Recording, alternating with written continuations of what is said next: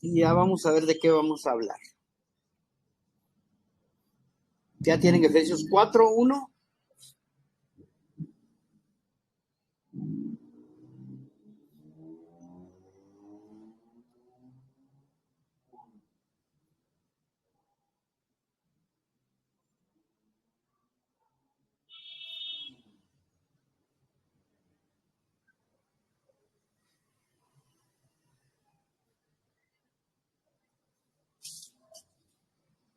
Efesios 4:1.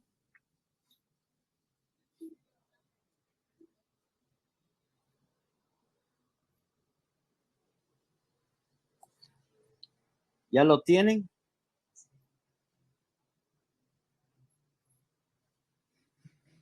Porque yo tengo mi manchón aquí en mi anteojo y entonces, bueno, ahí démosle. Dice, ya lo tienen, ¿verdad? Ok.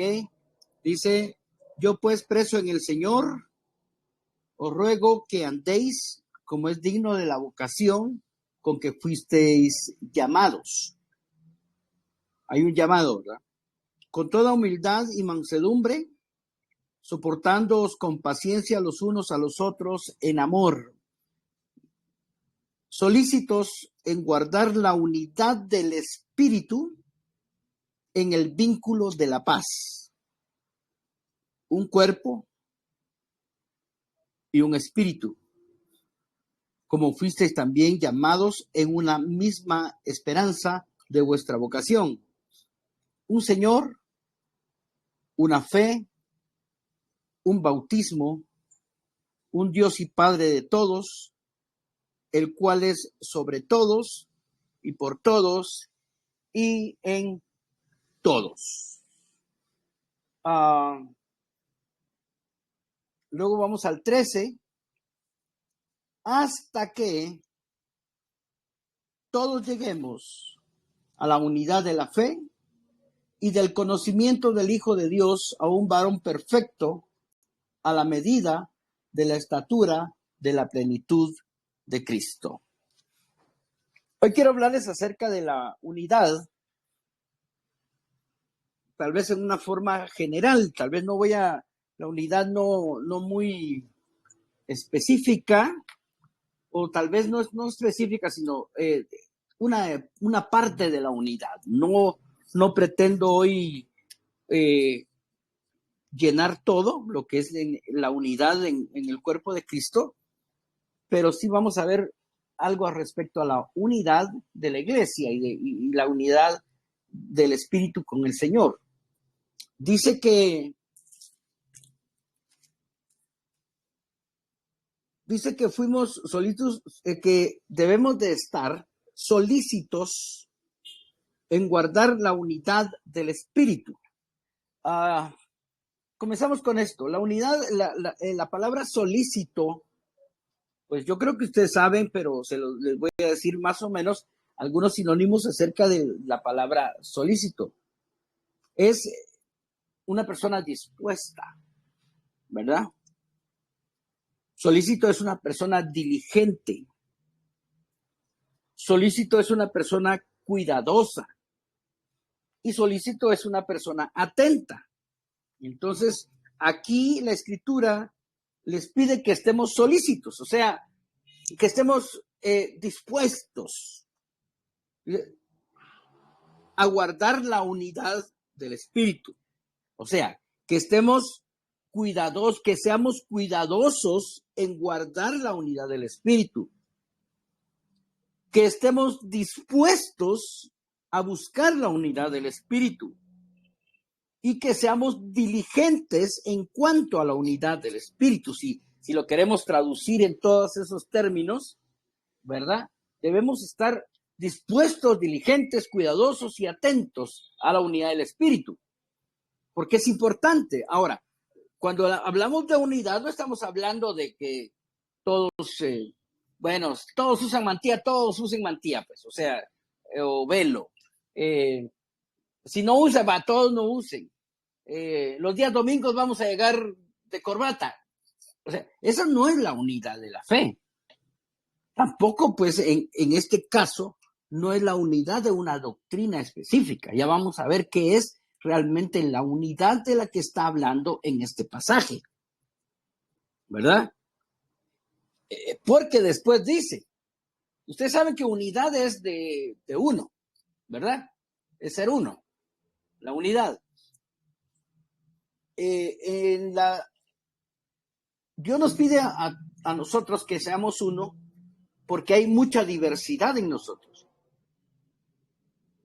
¿verdad? Somos diferentes todos, pero para que haya en la diversidad que haya unidad, ¿verdad? Entonces no está diciendo que todos sean iguales, que se vistan igual, que hablen igual, que no, eso sería uniformidad. Sino está hablando de unidad.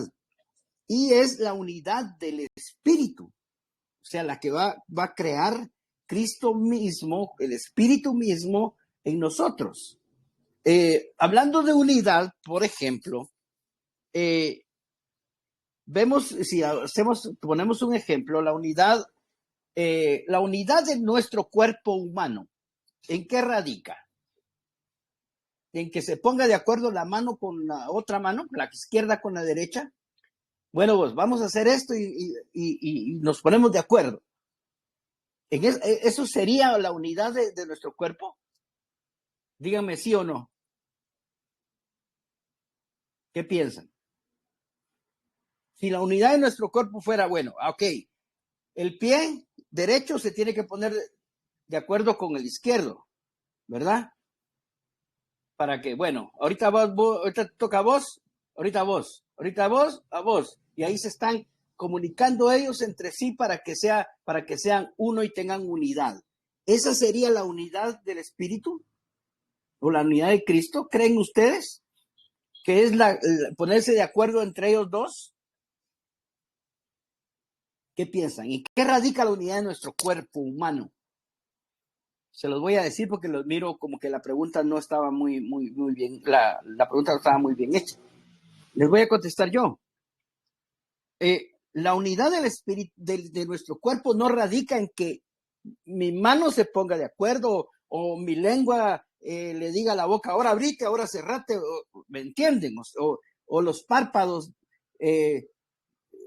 abrite, cerrate, no es entre párpados, ni entre manos, ni entre cuerpos.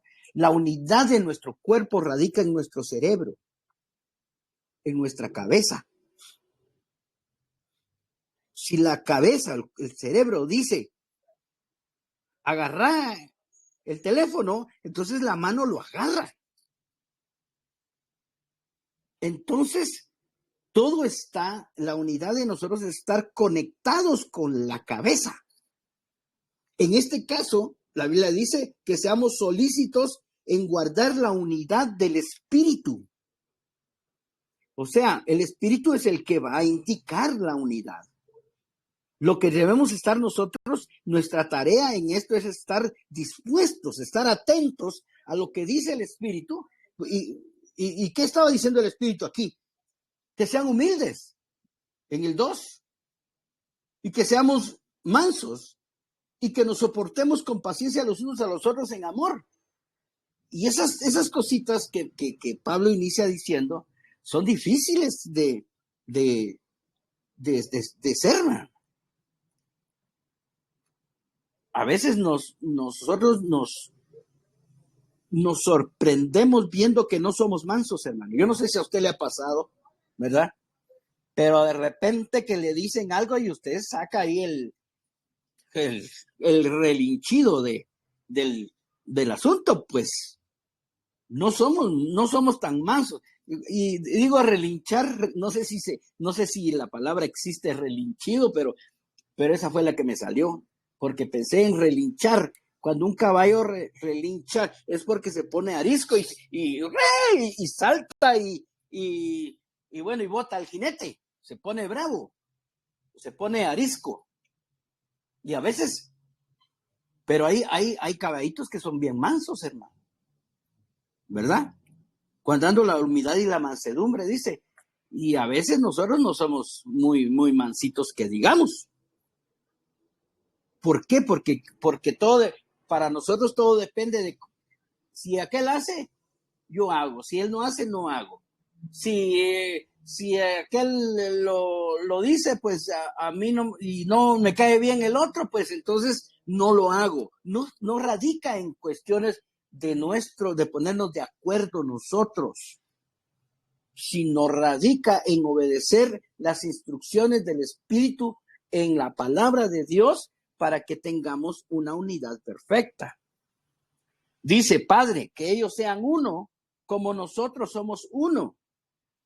Mano, ¿cuándo ha visto usted que Cristo se está peleando con el Espíritu o que el Espíritu está peleando con el Padre? ¿Cuándo ha visto usted eso?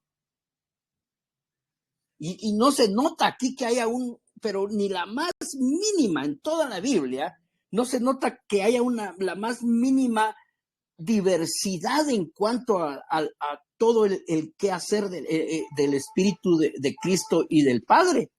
No se mira. Todo está en plena comunión. Entonces, eso es lo que nos toca a nosotros, hermano. Ser como, dice, para que ellos sean uno, como nosotros somos uno.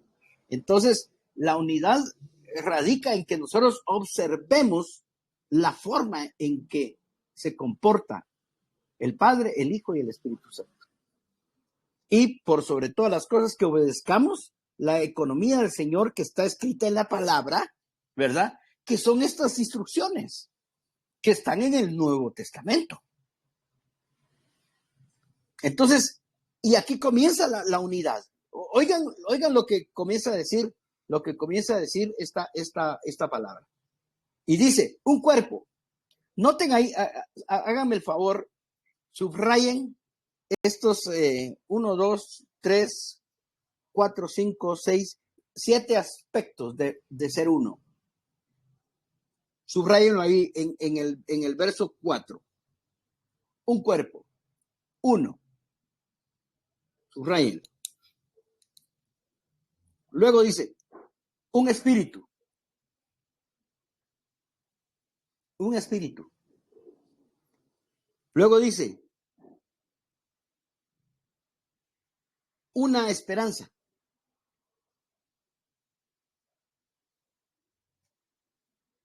En el 5 dice, un Señor. También dice, una fe. También dice, un bautismo. También dice, un Dios y Padre de todos. Ya se dio cuenta que continúa la unidad del Espíritu, continúa con un cuerpo, ¿verdad? Entonces miremos qué es eso, hermanos. Lo subrayó, ¿verdad? Para que usted tenga ahí los puntos estos. Un cuerpo. ¿Qué es eso de un cuerpo, hermano? Mire, estos aspectos que vamos a ver son como decir lo básico que deberíamos de saber como creyentes para estar en el cuerpo de Cristo. O sea, lo mínimo. Pero esto nos da una unidad. Pero esto es lo mínimo, ¿verdad? Ya después vienen otras cosas, pero con esto que sepamos, nosotros nos constituye como miembros de la iglesia. Un cuerpo. Una de las cuestiones de la unidad comienza con el asunto de ser miembro del cuerpo de Cristo. Y si yo les hiciera una pregunta, ¿cómo se es miembro del cuerpo de Cristo? ¿Quién me responde? ¿Cómo podemos ser miembros del cuerpo? ¿Cómo podemos llegar a ser miembros del cuerpo de Cristo?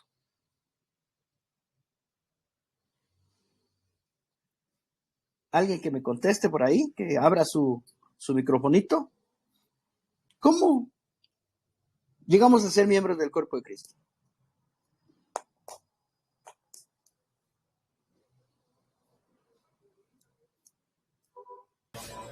Confesándolo a Él como nuestro Señor y Salvador. Perfecto. Eso es todo. Recibiendo a Cristo como el que pagó por nuestros pecados y como nuestro Señor y nuestro Salvador, como el único, ¿verdad? Que pudo haber hecho eso. Entonces, en el momento que nosotros aceptamos a Cristo, entonces somos parte del cuerpo de Cristo. Ahora, ¿qué clase de miembro del cuerpo de Cristo somos? Esa es otra cosa. Pero el que ya confesó, hermanos, ya es potencialmente un miembro del cuerpo de Cristo, ¿verdad? Y eso es lo primero. Entonces, esa es la primera cuestión de que debemos saber. Pero debemos estar seguros que somos del cuerpo de Cristo. Debemos saberlo y debemos vivirlo. Porque en el momento que nosotros, mire esto es algo tremendo. En el momento que nosotros aceptamos a Cristo, ya somos parte del cuerpo y debemos permanecer en comunión con el cuerpo de Cristo. Entonces, si yo soy miembro del cuerpo de Cristo, yo necesito, yo busco, me hace falta estar en comunión con el cuerpo de Cristo, ¿verdad? Todo el que haya recibido a Cristo como Señor y Salvador pertenece al cuerpo de Cristo y está en comunión con el cuerpo de Cristo. Esa es parte fundamental, hermano. Esa es la unidad del Espíritu. Bueno, ahora viene un espíritu. Si ustedes recuerdan que en una de las primeras lecciones leímos un versículo de 1 Corintios 12, si no estoy mal, acerca de que por un mismo espíritu fuimos bautizados en un mismo cuerpo. O sea, por eso dice, tienen que saber que fue un espíritu, es un espíritu el que los bautizó y los inauguró como un cuerpo. ¿Verdad? Quien tenga el Espíritu de Cristo ya es miembro del cuerpo de Cristo, es recibido como miembro, como hermano, ¿verdad? Porque ya el Espíritu nos bautizó y nos sumergió en él y nos hizo uno. O sea, ya no somos más enemigos de Dios, ahora somos uno porque un espíritu nos hizo uno. Y este es el Espíritu Santo, ¿verdad? Número, vamos, un espíritu, un cuerpo, un espíritu. Ahora, una esperanza. La esperanza de nuestro llamamiento, como dice aquí, ¿verdad? Dice, fuiste también llamados en una misma esperanza de vuestra vocación o de vuestro llamamiento, de vuestro servicio, de vuestra obra. Es la esperanza de estar con el Señor por siempre en gloria. O sea, ¿cuál es la esperanza? Dice, si Cristo no hubiera muerto, van afuera nuestra fe. Entonces la esperanza que tenemos, ¿verdad? Es que un día vamos a estar con el Señor. Si no, ¿para qué estamos haciendo esto, hermano? Si la vida se terminara después de la muerte, pues mejor comamos y bebamos, pues, ¿verdad? Pero tenemos una esperanza y esa esperanza nos hace consagrarnos, nos hace buscar del Señor, nos hace reunirnos siempre con los hermanos, nos hace soportarnos a pesar de los problemas, ahí estamos, ¿verdad? Y estamos buscando al Señor, amando a toda la gente, bueno, haciendo obras de bondad, muchas cosas, por la esperanza que tenemos, porque un día vamos a estar con el Señor. Leamos Colosenses 1:17.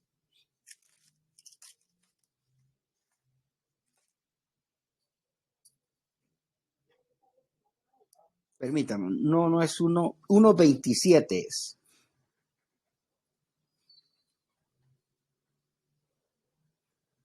Miren cuál es nuestra esperanza.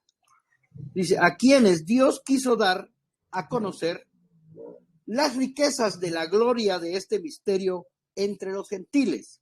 ¿Qué es? Esta es una riqueza que debemos de tener. Cristo en vosotros, la esperanza de gloria. O sea, la esperanza de estar en gloria con el Señor. Si hubiera algún hijo de Dios o un cristiano que no tiene en lo más mínimo el deseo de estar con el Señor, de esperar al Señor y de su venida y de todo eso glorioso que pareciera como una fantasía, un cuento, pero que realmente es realidad, lo que va a pasar en un futuro cercano, es lo glorioso de estar con el Señor. Hay unos cantos por ahí que dicen, ahí llanto no habrá, ni tristeza, ni dolor. Solo con eso, hermano. Que ya no haya tristeza, ni dolor, ni llanto. Chica, dice uno, va a estar chilero allá, pues, ¿verdad? No digamos gozando de las riquezas del Señor.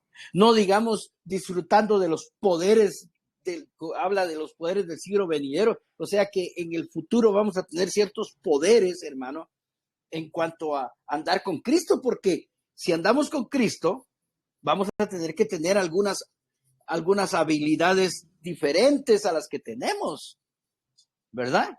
Cuerpo glorioso que podíamos tener. No sé, hermano, muchas cosas maravillosas que son nuestra esperanza de estar en gloria con el Señor.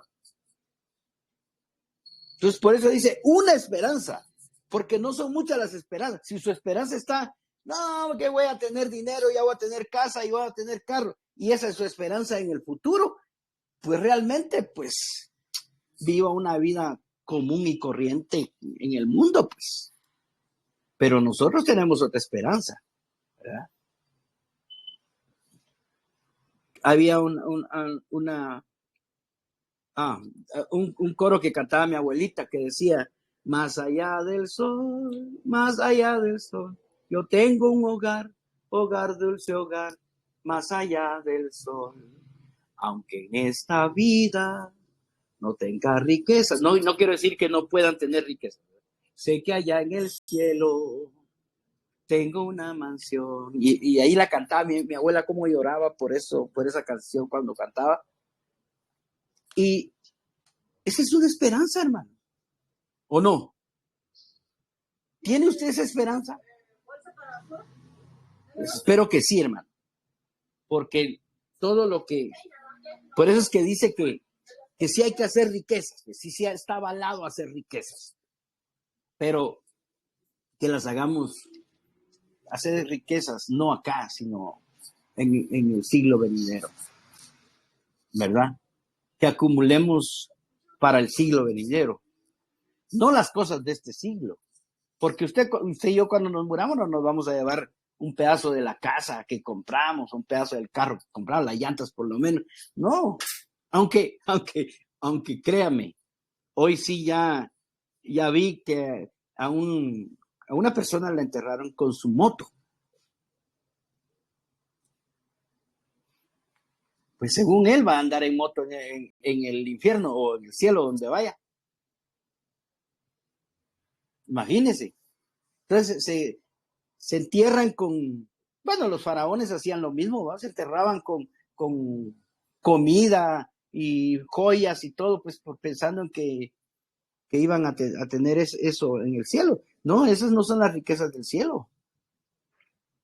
Es la gloria de Dios realmente la riqueza más de esperanza que debemos de tener, hermano. Bueno, ¿un qué? Un Señor. Esto esto está hablando acerca del señorío de Cristo. En algún lugar, un pastor contaba esto, que había una iglesia que se llamaba Dios es amor. Dios es amor. Y pusieron letras bien bonitas, pero una por una de las letras, ¿verdad? Y formaron la frase Dios es amor. y la iglesia muy bonita, se llenaba y todo, pero un día se cayó la última letra y nadie se dio cuenta. Y entonces comenzó a cesar la membresía de la iglesia. Y no daban ellos por qué, y bueno, sí, tal vez no estamos haciendo actividades de esto y lo otro, y comenzaron a ver cómo subían la membresía. Que si al fin se dieron cuenta que la iglesia ya no se llamaba Dios es amor, sino se llamaba Dios es amo, y a nadie le gustaba. A nadie le gusta tener un señor, alguien que los mande, alguien a quien servir. Hermanos, nosotros estamos, mire, me gustaría hacer una palabra que usa mucho en Guatemala, pero en otros países es otra cosa. Pero estamos fregados, dicen, ¿verdad? Como que estamos amolados, pues. Fregar en otros lados es como lavar trastos, parece, ¿verdad? Pero aquí es como estamos amolados con eso, porque ni siquiera el Señor nos dice sírvanme a mí, no lo dice directamente, sino dice sirvan al cuerpo. Nuestro servicio, o sea, si queremos obedecer al Señor, tiene que ser hacia los hermanos y hasta los hermanos feos. Siempre hablamos de esos hermanos, ¿verdad? Hay hermanos bonitos, pero hay hermanos feos, hermano. Y no estoy hablando de lo físico. A veces feos de carácter, feos de... Pero el Señor nos manda eso. Si queremos reconocer el señorío de Cristo, que Él es Señor, que Él es amo de nosotros, entonces sirvámosle. Pero sirvámosle indirectamente, porque realmente el servicio es hacia nuestros hermanos. O sea, todos. Entonces, una de las cosas en cuanto a la unidad es que yo debo ser servidor y no que me debes de servir. O sea, por lo menos ir con esa mentalidad. Yo soy servidor. Claro está, si otro va con esa mentalidad, un día ese le va a servir a usted. Pero usted tiene que ir primero usted diciendo yo soy el servidor. Entonces, eso significa la unidad de un Señor. Ya tenemos un cuerpo, un espíritu, una esperanza, un Señor. Ahora dice una fe. Esta fe no se refiere a una doctrina, hermano. Por casi 20 años yo escuché esto de decir la unidad de la fe es que creamos todos lo mismo. Y entonces, como no creíamos todo lo mismo, entonces llegamos a decir, no, lo que nosotros creemos es lo que hay que creer. Y el que no crea lo que nosotros creemos, no se van a ir en el arrebatamiento. ¿Puede creer usted eso, verdad? Entonces, no, aquí no es una fe, hermano. No es una fe en una doctrina o que todos prediquemos de lo mismo. Jamás va a suceder eso, hermano. Aquí la fe, a lo que se refiere de una fe, es una fe por la cual fuimos salvos. La fe de por qué fuimos salvos o por quién fuimos salvos, cómo fuimos salvos, qué elementos son los elementos de nuestra salvación. ¿Verdad? La fe en que Jesús es el Hijo de Dios, que murió y resucitó. Esa es la fe básica, fundamental por lo menos en lo que estoy enseñando de Efesios 4, hermano. Pero yo le podría decir que la fe en el Señor en la obra que hizo el Señor. Es la fe en la que tenemos que creer. Imagínese usted que todos los que creen, bueno, que en esas doctrinas que han salido, hermano, algunas son bonitas, y son interesantes las doctrinas, pero esa no es la unidad de la fe, porque no todos van a querer creer en eso, pues. Máxime si no tiene fundamentos bíblicos. Máximo si la interpretan mal. Entonces, máxime si el que lo dijo es enemigo suyo. ¿Qué va a andar creyendo usted en algo, en una doctrina de esas, hermano? No. Pero ¿quién se va a negar a la doctrina de la salvación? Aunque muchos se puedan negar. Pero esa es la universal, hermano. La doctrina por la cual fuimos salvos. Esa es la fe. Sigamos adelante. Un bautismo. Un bautismo. ¿Cuánta desigualdad y cuánta desunidad y cuánto pleito ha habido por cuestiones de los bautismos, hermano? Dígame usted. Que sí, que es así, que se hace aquí, que se hace en el nombre solo de Cristo, que en el nombre del Padre, Hijo y Espíritu Santo, que se tiene que ser cuando es niño, que se tiene que ser cuando es grande, y pleitos en el bautismo. Pero dice que solo es un bautismo. ¿Cómo podemos lograr a un solo bautismo? El punto realmente del bautismo no es cómo se hace el bautismo, aunque la Biblia sí dice cómo. Pero si de alguna manera no se entendiera o no se pudiera interpretar de la mejor manera, hay algo que sí debemos saber básicamente del bautismo. Y el punto de un bautismo es en quién fuimos bautizados. Y con esto volvemos otra vez al punto de la fe. ¿En quién fuimos bautizados? En Cristo. Que en Cristo es en el Padre y en el Hijo. O sea, no puede haber diferencia entre uno y otro. Ellos son uno. Si habla de Cristo, pues está hablando también del Padre y el Espíritu. A veces separamos por cuestiones de didáctica, pero realmente ellos son uno. Entonces, ¿por qué fuimos bautizados? ¿Por quién fue bautizado usted?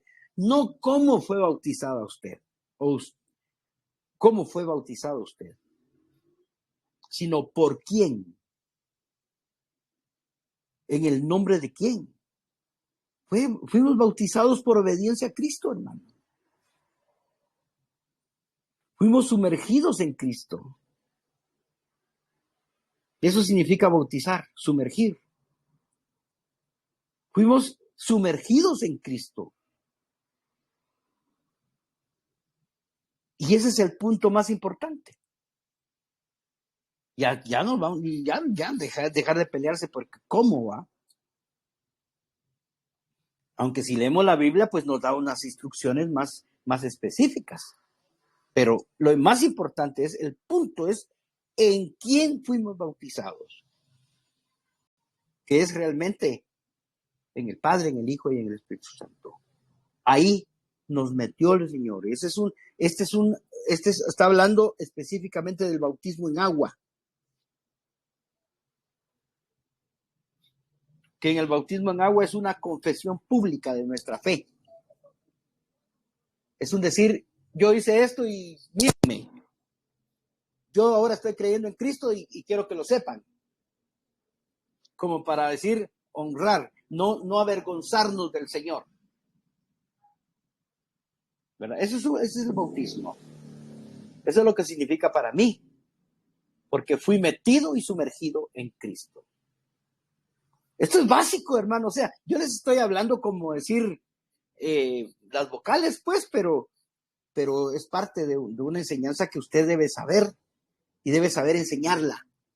Y debe saber porque usted también debe reconocer quiénes son parte del cuerpo de Cristo. Y son los que tienen básicamente seguro estos 7 aspectos. Y por último dice un Dios. Pero no dice solo un Dios, porque aquí habló de un Señor. y habló de un espíritu, y habló de un cuerpo que es en Cristo. Pero aquí dice un Dios, pero dice también otra cosa. ¿Qué más dice? Vamos a ver. Dice,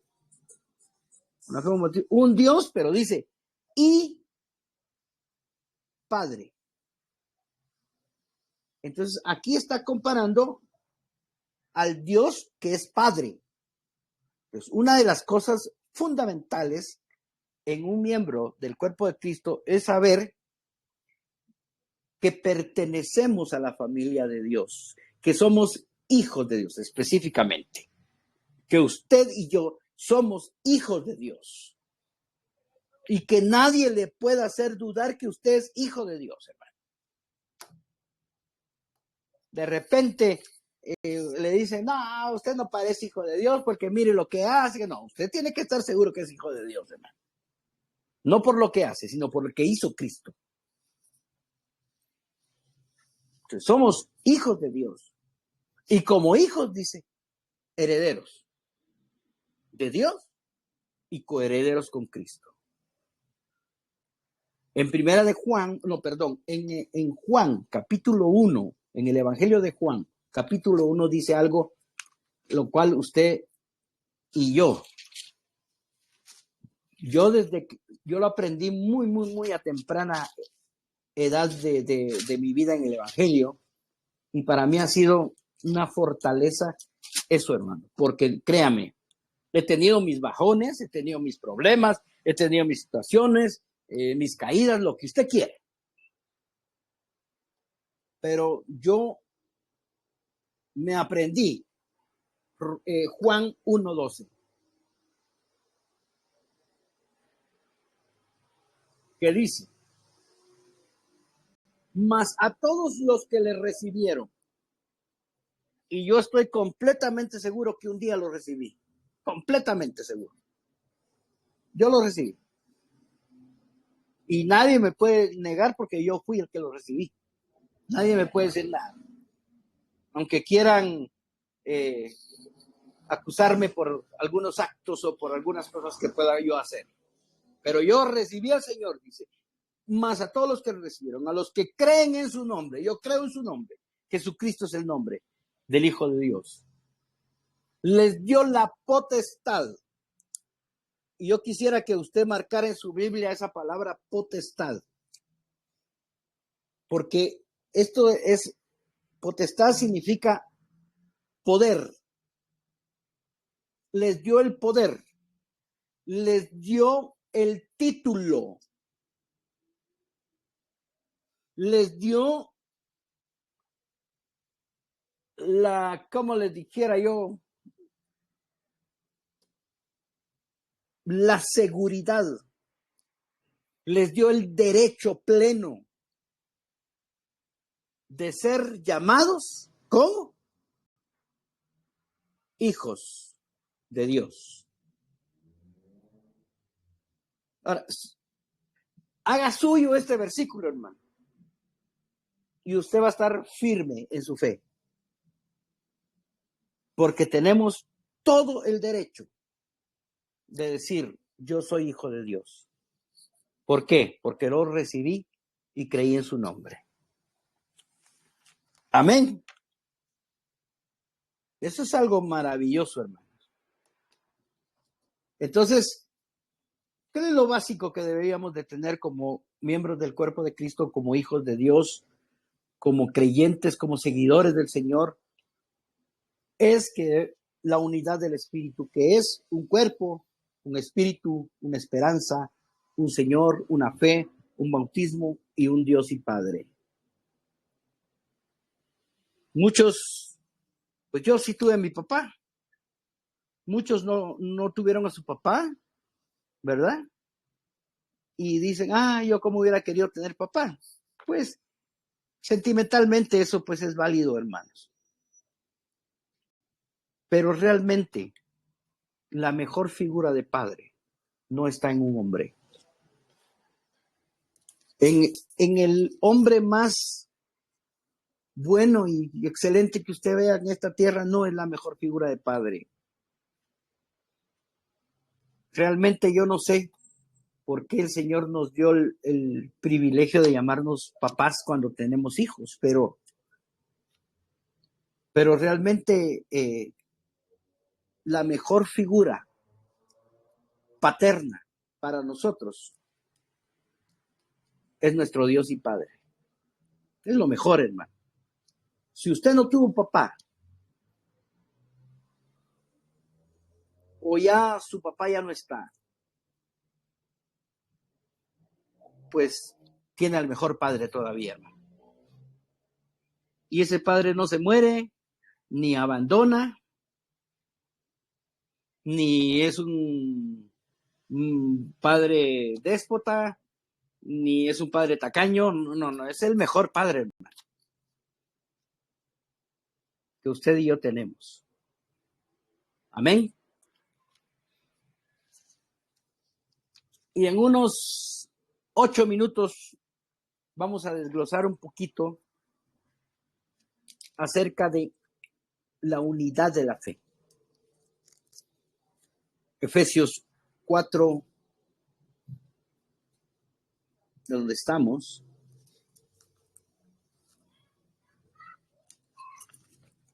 4:13, dice,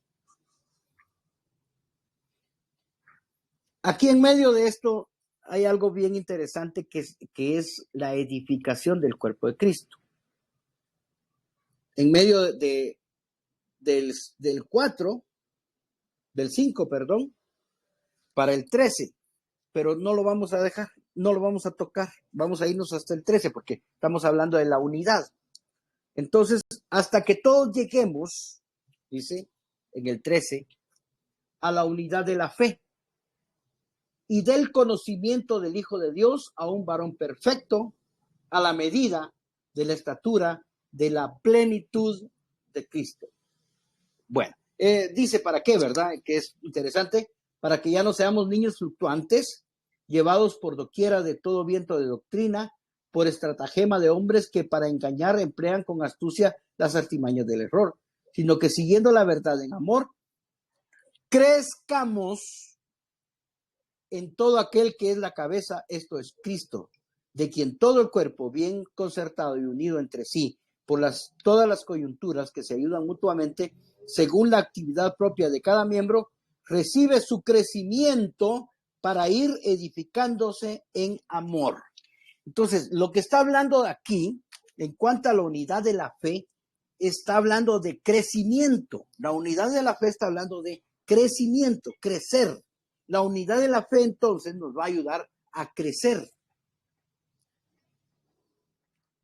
Hasta que, o sea, es como va a ser un tiempo en el que tenemos que trabajar en todas estas cosas que ya vimos, desde el 1 hasta el 7. Y bueno, todo el versículo, ¿verdad? Hasta que todos lleguemos a la unidad de la fe, número 1. Miremos qué es la unidad de la fe.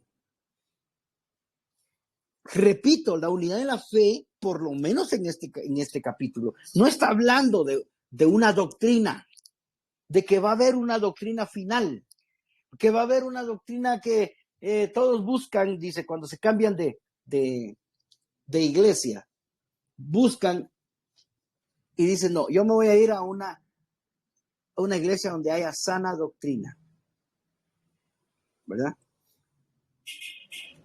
Y se van a una iglesia donde hay una doctrina que les gusta. Y entonces se adaptan a esa doctrina. Pero aquí la unidad de la fe no es una doctrina. La unidad de la fe es básicamente la obra redentora de Cristo.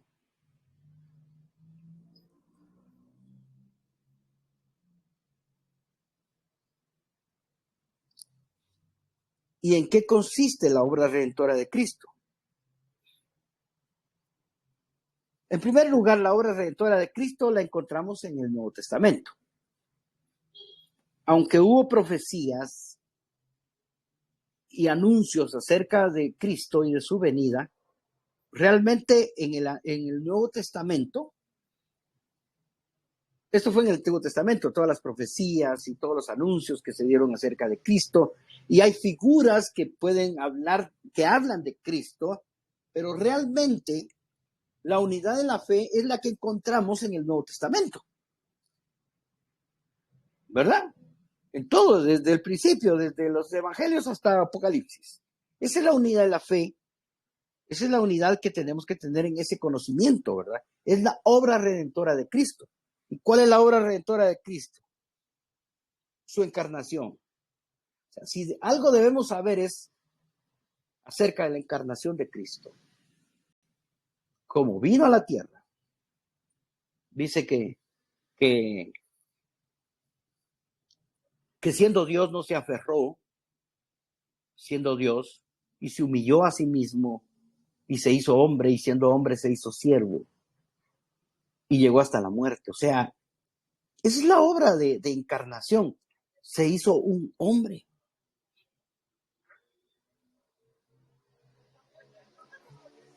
Y créame, hermano, que no es ningún premio el ser hombre, pues. Y estoy hablando hombre, raza humana, no solamente de los hombres, sino de la raza humana, hombre, mujer. No es garantía, no es un premio, pues. Pero él se hizo hombre. Ahí comienza la obra redentora de Cristo. Que siendo Dios se hizo hombre.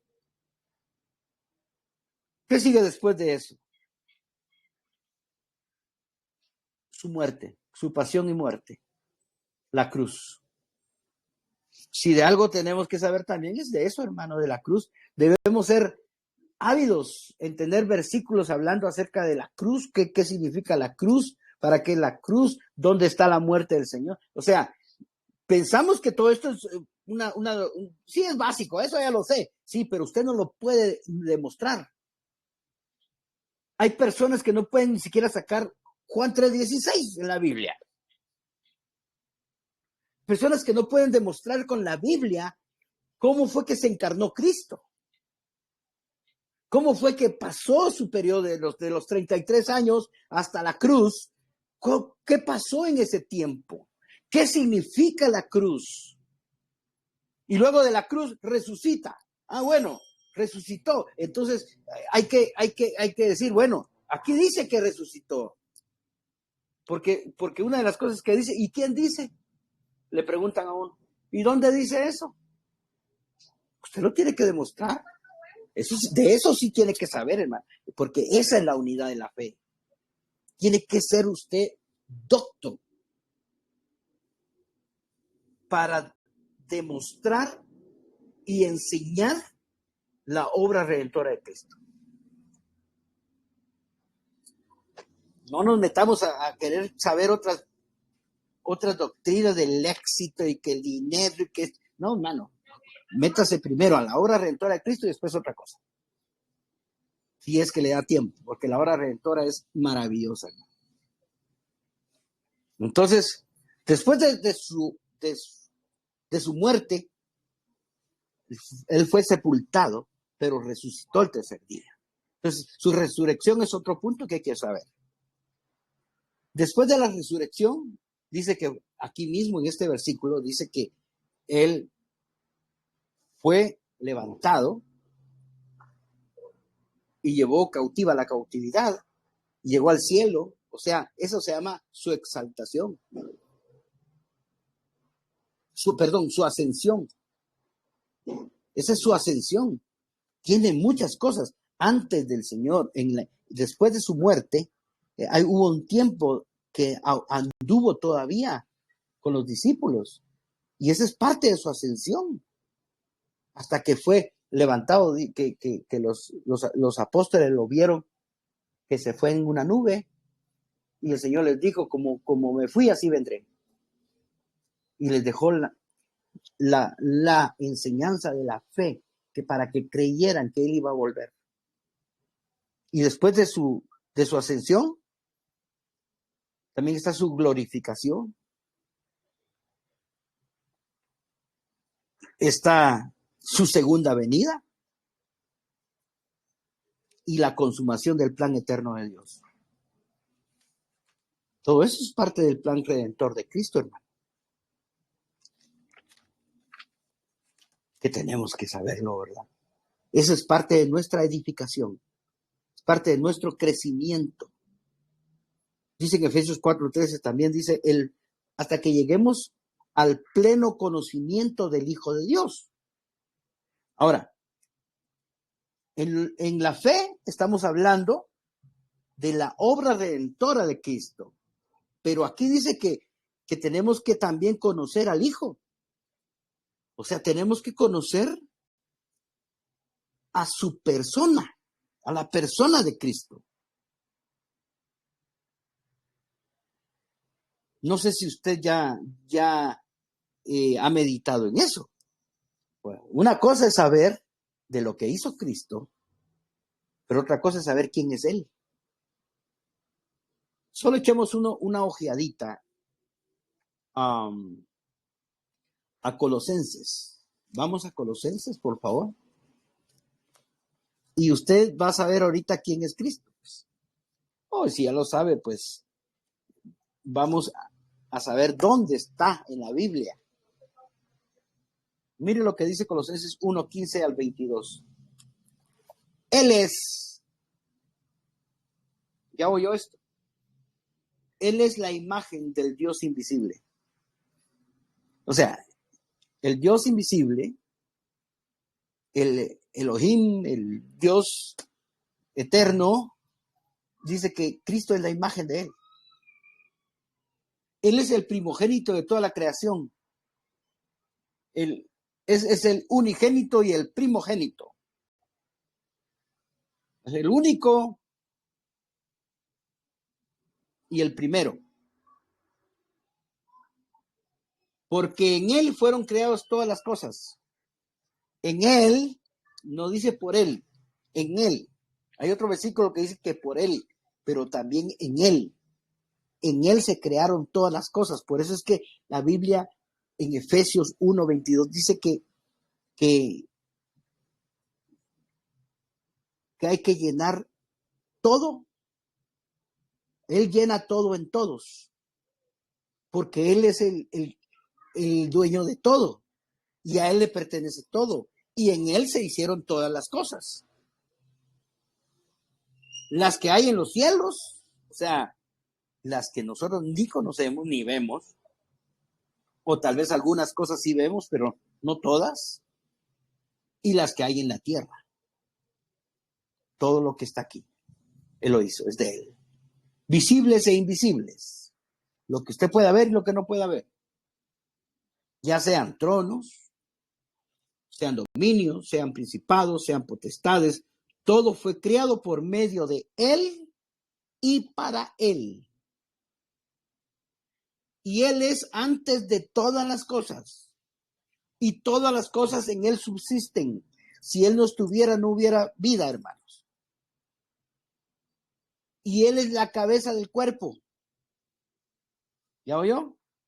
La cabeza, la que nos da la unidad. Aferrémonos a la cabeza y va a ver usted que va a haber unidad. La cabeza del cuerpo, que es la iglesia. El que es el principio, el primogénito de entre los muertos, para que en todo tenga la preeminencia. O sea, un objetivo es de la iglesia, es darle la preeminencia, o sea, ponerlo en el lugar más alto que pueda haber, en la gloria más alta, en la estima más alta. Esa es la preeminencia, el que sea el que se vea. Por cuanto agradó al Padre que en Él habitase toda plenitud. Todo habita en Él. Y por medio de Él reconciliar consigo todas las cosas. Ese ya es futuro. Eso es lo que nosotros tenemos que buscar. Reconciliar consigo todas las cosas, así las que están en la tierra como las que están en los cielos, haciendo la paz mediante la sangre de su cruz. Todo se logra mediante la sangre de su cruz. No se logra con doctrinas raras, sino con la sangre de su cruz. Es para que se dé un ojito de quién es Cristo. Eso es saber eso, hermano. Es el conocimiento del Hijo de Dios. Ahora, ¿para qué? ¿O hasta dónde? Hasta llegar a la medida de la estatura de la plenitud de Cristo, a un varón perfecto. Y un varón perfecto es, o sea, como habla de crecimiento, un varón perfecto es un varón maduro. O sea, en otras palabras, es un varón en plena madurez. O sea, el más maduro que usted pueda conocer es a donde tenemos que llegar, hermano. Un varón en plena madurez. Entonces, un varón en plena madurez no va a ser un hombre o una persona. El varón en plena madurez va a ser la iglesia. Por eso es que tenemos que edificarnos y crecer juntos. Porque mientras vamos creciendo, la iglesia es la que va a estar alcanzando la madurez. Porque usted solito, usted y yo, aunque luchemos, no la vamos a alcanzar, hermano. Aquí está hablando de la iglesia, que es ese varón en plena madurez. Es el hombre nuevo que habla Efesios 2:15. Que de dos naciones hizo un solo y nuevo hombre, que es la iglesia.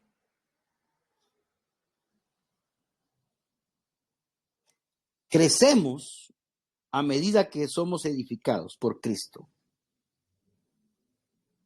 Ahora, se recuerda, y con esto voy a terminar, que el Señor dijo, y sobre esta roca edificaré mi iglesia.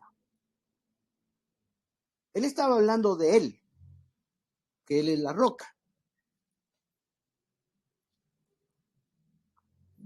No está hablando, con el perdón de quien piense así, no está hablando de que Pedro es la roca.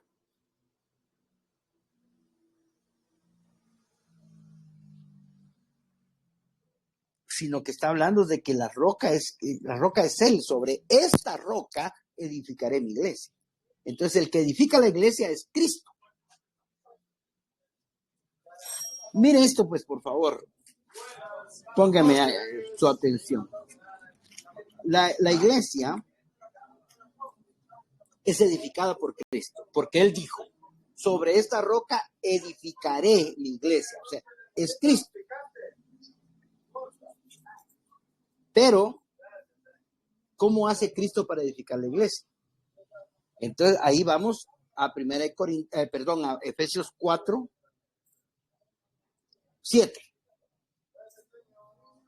Léalo conmigo, hermano, por favor. Efesios 4:7. Lo que le dije que habíamos dejado en medio de esta predicación o esta enseñanza. ¿Ya lo tiene? Efesios 7.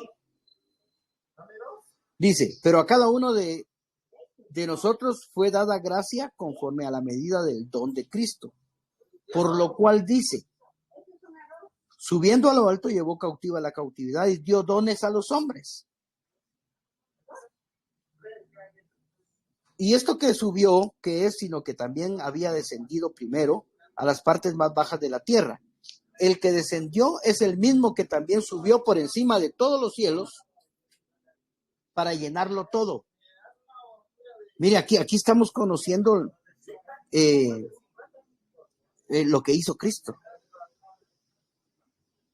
Y aquí está hablando de Cristo que subió, descendió, que subió y llevó cautiva la cautividad y todas esas cosas. Y el que descendió y es el mismo que también subió por encima de todos los cielos para llenarlo todo.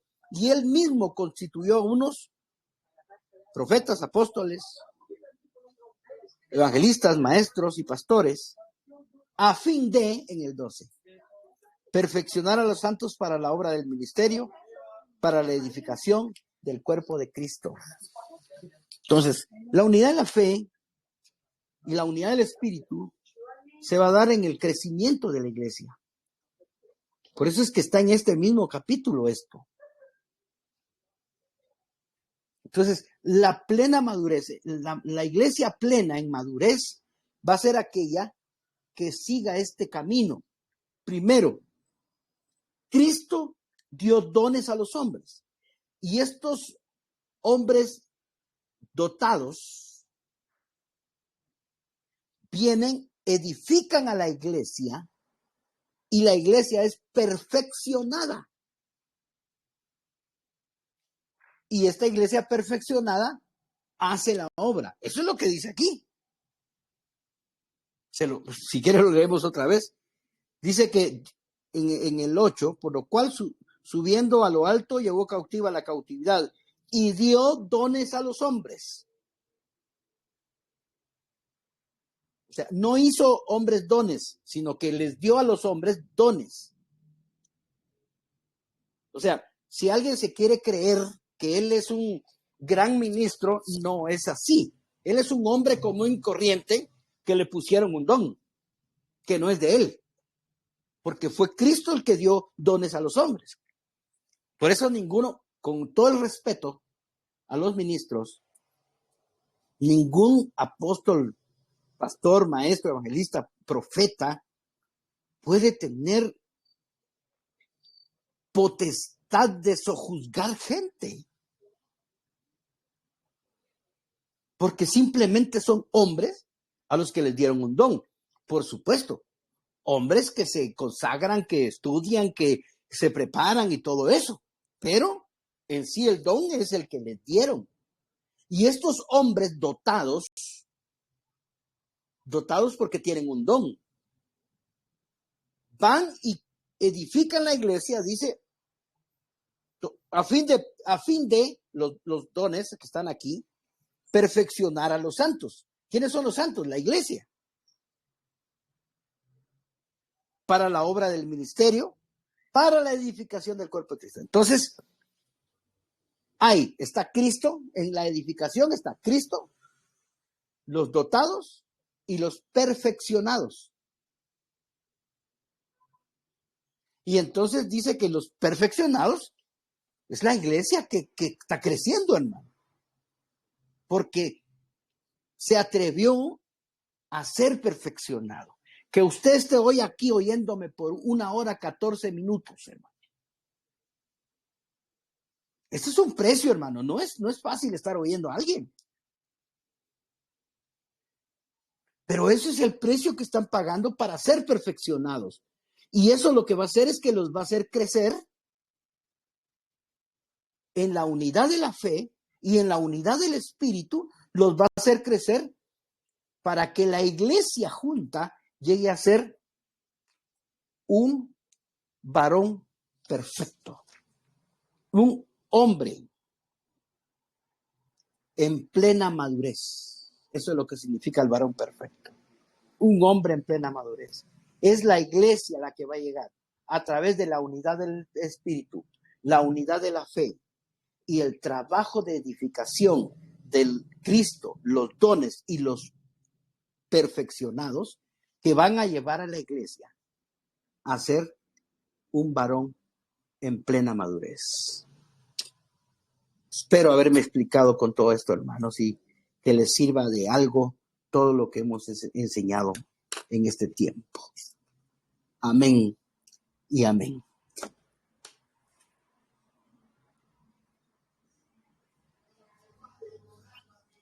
Si tienen preguntas, háganlas hoy o callen para siempre.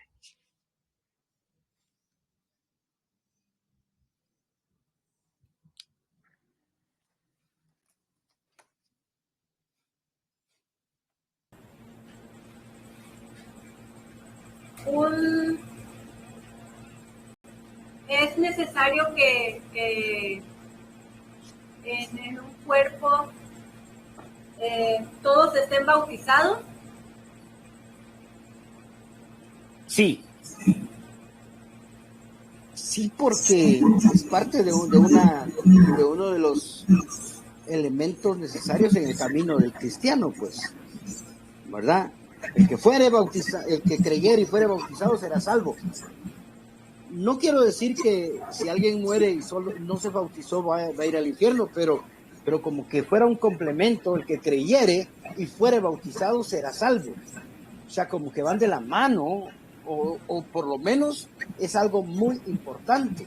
Es un paso de fe, es un paso de obediencia, el bautismo. Entonces, nomás tengan ustedes a alguien que ya lo miran por lo menos sus 3 meses ya firme en el Señor.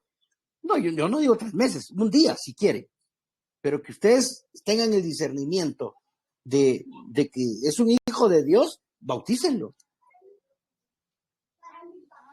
Por eso dijo aquel hombre, ¿qué impide que sea bautizado? Y ahí le estaban predicando en el momentito y vieron agua y dijo, ¿qué impide que sea bautizado? Y ahí lo bautizaron. No necesita venir a recibir, como a mí me pusieron a recibir, un año de doctrina para poder ser bautizado. Bueno, yo no aguanté. Yo en un par de meses ya estaba metiéndome bautizado. No en esa iglesia, me tuve que ir a otra. Porque yo sentía la necesidad del bautismo. Entonces, si en el cuerpo hay personas que ya tienen conocimiento, ya tienen tiempo con nosotros y no están bautizados todavía, nosotros debemos de como hablar con ellos para invitarles a que hagan eso, ¿no? Como ese paso de obediencia, que den ese paso. Claro, la mejor manera, hermanos, es que organicen ustedes el bautismo.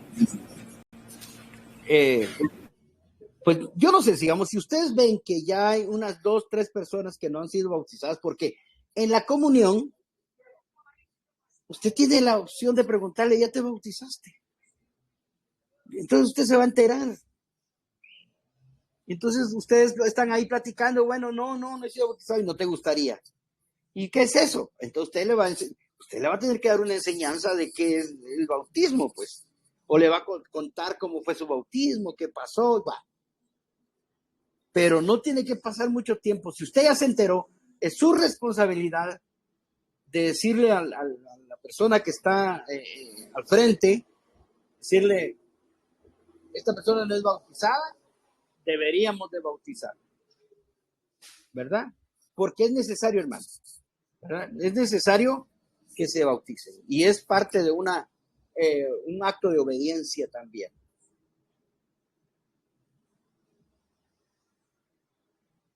Otra preguntita. La unidad del espíritu, la unidad de la fe.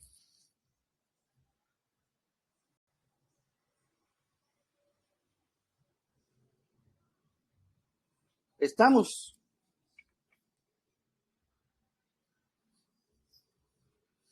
Ok, mis hermanos, entonces, si ya no hay más preguntas, que Dios me los bendiga y según fecha, creo que esta era la fecha última de estar con ustedes.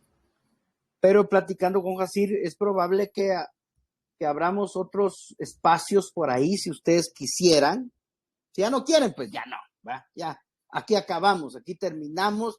Gracias por aguantarme, por escucharme, pero si quisieran, todavía está una opción de abrir por mi parte, abrir unos espacios por ahí o alguna forma tal vez, no sé, mi hija me decía que podíamos grabarlo y yo puedo grabarlo y ustedes ya después solo escucharlo. Pues voy a ver en qué quedamos con Jacir y pues si se puede lo hacemos. Si no, de veras yo hasta aquí, de veras estoy eternamente agradecido con ustedes por escucharme, porque pues de alguna manera han sido un poquito cansadas las reuniones, es por video y a veces estar en video pues cansa un poco, ¿verdad? No es como estar presente, pero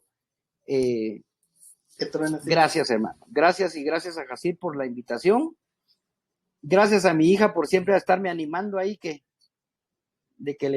siga con las enseñanzas, pues y gracias a ustedes porque veo ahí que tienen entusiasmo ahí por lo menos estarme ahí diciendo con las manos y algunos comentarios que he recibido escritos de animarme para seguir. Gracias por eso, mis hermanos, que en este camino del cuerpo de Cristo y de la iglesia, ustedes puedan seguir la economía del Señor, porque lo que les di básico es lo básico, hermano.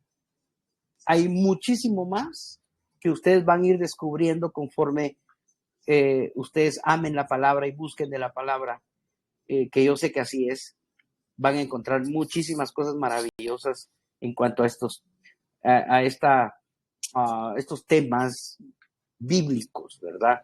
Que realmente son nuevos en nuestro medio, pues, porque estamos saliendo de la religión, estamos saliendo de lo institucional, ¿verdad?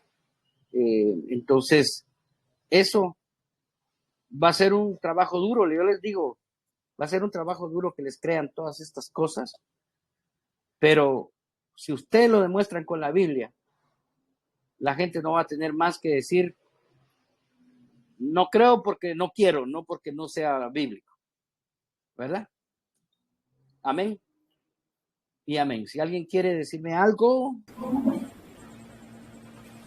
Pues muchas gracias. Todavía faltan 2 clases, ¿no? Pero digamos que hoy se termina. Hoy es la clausura. Hoy es la clausura. En realidad, amén. Ahí le vamos a mandar la imagen de los tacos que vamos a comer ahorita. Qué rico. En realidad, pues agradecido con usted porque es complicado, ¿no? De el tiempo, dedicarle el estudio, la dedicación de estudiar más para poder transmitir el conocimiento, que en este caso no es vano, porque es la palabra de Dios la que se está compartiendo. Y que nosotros, bueno, al menos yo, me interesa cada vez más aprender de ello. Me es complicado por mis horarios, pero en realidad que todas las cosas ya las hemos escuchado, pero que nos las reafirmen quiere decir que es en un mismo sentido. Y considero que a eso se refiere con la unidad de la fe, y creamos en las mismas cosas. Y alguien de Guatemala nos dice algo y alguien de México nos dice lo mismo. Quiere decir que es lo correcto, porque sobre todo es bíblico. Es bíblico, no hay nada nuevo si está en la Biblia, ¿no? La Biblia ya está. Y si es nuevo, pues no es bíblico, dice así. Entonces, nosotros le agradecemos de antemano pues su tiempo y lo que nos ha mostrado de la palabra. Es Amén. Algo gratificante el hecho de la vida de iglesia, ¿no? Que nosotros estamos experimentando, al menos todos los que estamos tomando la clase, experimentando eso, la vida de iglesia. Y eso es un agradecimiento de mí para el profesor Hugo. Amén, hermano, gracias. Yo también adelantarme yo sé que van a querer decirle, pero pues muy agradecido por el apoyo, porque pues aquí estamos tratando de servir al cuerpo lo mejor que podamos, ¿no? Y que usted, pues digamos, no es su iglesia local, ¿no? Es el cuerpo de Cristo al final de cuentas, pero no es su iglesia local, que esté invirtiendo de esta manera, apoyando a la iglesia local de aquí de Chetumal. Es una bendición para nosotros, o sea, y sobre todo porque pues uno enseña lo que ha aprendido, y cuando lo enseña usted de otra manera, de otras formas, pues ahí estamos atacando el mismo problema, digamos, de diferentes ángulos, y pues esperando que de alguna manera quede grabado en nuestros corazones, ¿verdad? Para dejar ya lo que es el antiguo pacto y vivir lo que es el nuevo pacto en Cristo Jesús y esta vida de iglesia, ¿no? Entonces, y sobre todo, usted no lo ve solo, Pero aquí que estamos en la iglesia local de Chetumal, aquí es donde vemos cómo la clase ha impactado. Tal vez no lo decimos, ¿no? Como a cada rato de las frases que se usan, pero sí vemos el reflejo de lo que se ha enseñado, y eso es la verdadera bendición. Pues esa es la razón por la cual estamos haciendo estas clases. Como estaba predicando ahorita hace un momento, ¿no? Que todo esto, todos los dones, todos los ministerios y todo esto es para equipar al cuerpo, y a través de esta clase pues, el cuerpo se ha visto mejor equipado y hemos visto pues más vida, ¿no? en las reuniones, y eso es el propósito. Entonces yo le agradezco infinitamente, y yo digo yo porque yo pues, estoy seguro que la iglesia de Chetumal ha sido muy bendecida por esta clase. Y pues le agradecemos eso, porque digo, ojalá Dios nos permita que usted pueda venir un día, gozar y ver cómo se mueve el Espíritu aquí en la iglesia de Chetumal. Pero hasta ahora le doy el testimonio de que su clase ha impactado para vivir la vida de iglesia, ¿no? Entonces eso yo le agradezco mucho, suegro, y sobre todo porque sé que se ha sacrificado en algunas cosas, y hay recompensa para todo eso. Nada más quería decirles gracias, suegro, por eso. Amén. Pues gracias a ustedes nuevamente. Quería mencionar algo que se ha mostrado esto, ¿no? Cómo usted ha instruido de manera correcta a las personas. Digo, por la muestra que es Sherry para nosotros, porque no ha sido Jacir el que le ha instruido en la palabra desde un principio. Y ella es una muestra clara de lo que usted ha hecho como su guía, porque ella impacta a muchas personas aquí. No es amada al azar, o sea, es amada porque impacta con el amor que el Señor ha puesto en su corazón, pero alguien le tuvo que haber mostrado desde un principio. Y en su descripción de ella, de lo que ha aprendido desde su niñez hasta ahora, pues ha mostrado que usted ha sido un buen instructor acerca de la palabra. Buenísimo. Gracias. Pues hicimos lo que pudimos, ¿verdad?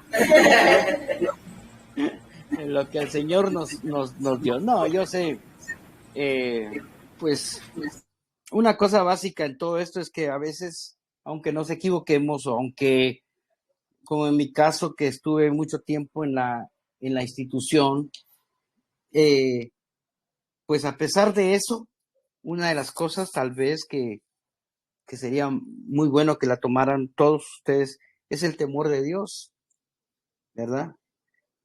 1 y 2, el hecho de poder admitir errores, ¿verdad? Porque si en alguna vez nos equivocamos en interpretar, en predicar algunas cosas, en caminar en la vida cristiana de alguna manera, pues si conocemos la verdad, pues reconozcámosla y no nos quedemos en el orgullo, no, yo dije esto y no voy a repetirme de lo que dije. Pues eso fue lo que me pasó a mí, ¿verdad? Que tuve que decir, bueno, yo aprendí muchas cosas lindas en el Evangelio, pero también reconozco que habían cosas que no estaban del todo correctas, o que no que eran malas, pero que tampoco eran la economía del Señor o el deleite del Señor. Entonces, ahora las rectificamos y estamos en ese camino. Entonces, creo que esa es una de las cosas que tenemos que tener, ¿verdad? El saber que no tenemos toda la verdad y rectificar en lo que nos equivoquemos, ¿verdad? Y decir, me arrepentí, bueno, y vamos para adelante, porque definitivamente no vamos a desistir de nuestra fe. Por eso es que importante esto, que lo básico es la unidad de la fe, la obra redentora de Cristo, porque si tenemos esa fe en la obra redentora de Cristo, no nadie nos mueve. Nada ni nadie. ¿Verdad? Así que gracias por amar a mi hija. Se las encargo, ¿verdad? Que me la cuiden, por favor, porque es algo muy preciado para mí, realmente. Amén.